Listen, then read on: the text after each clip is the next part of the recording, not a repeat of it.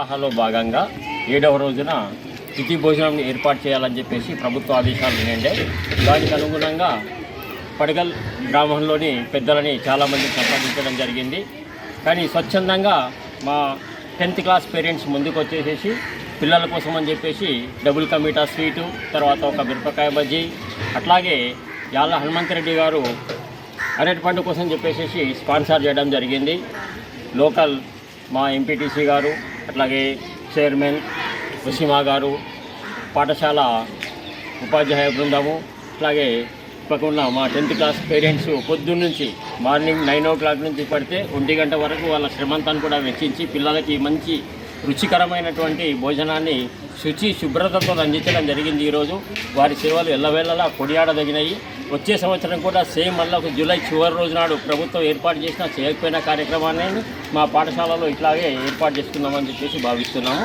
దీన్ని సహకరించిన అందరికీ కూడా మా రాగి ప్రభాకర్ గారితో సహా ప్రతి ఒక్కరికి పేరు పేరున ధన్యవాదాలు.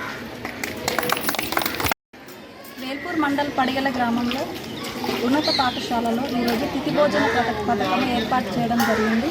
దానికోసం 10th క్లాస్ పేరెంట్స్ మేమందరం కూడా ఏంటంటే పిల్లలకు మంచి పోషకాహారాలు అందించాలని, మంచి నీట్గా ఉండి మంచిగా చేసిన ఆహార పదార్థాలను అందించాలని మేమందరం కూడా ఒక మాట చేసుకొని పిల్లల కోసము మేము డబుల్ కమీటా, అదేవిధంగా మిర్చి, అదేవిధంగా హనుమంత్ గారు బనానాస్ కూడా స్పాన్సర్ చేశారు.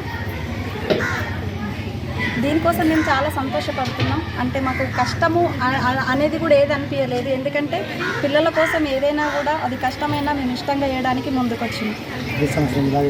ప్రతి సంవత్సరం కూడా ఇలాగే చేయడానికి మేము ఇష్టపడుతున్నాం. గ్రామంలో జెడ్పీహెచ్ఎస్ ఉన్నత పాఠశాలలో పిల్లలకి తిథి భోజనం అరేంజ్మెంట్ చేయడం జరిగింది. 10th క్లాస్ పేరెంట్స్ అందరూ కలిసి ఈ ప్రోగ్రామ్ని విజయవంతం చేశారు. ఈరోజు పిల్లలకి రుచికరమైన భోజనం పెట్టడం జరిగింది. డబల్ కమీటా, అరటి పండు, పిల్లలకి మిర్చి అన్ని ఏర్పాట్లు చేయడం జరిగింది. ఇలాగే ప్రతి సంవత్సరం చేసుకుందామని అందరం అనుకున్నాము. Okay sir.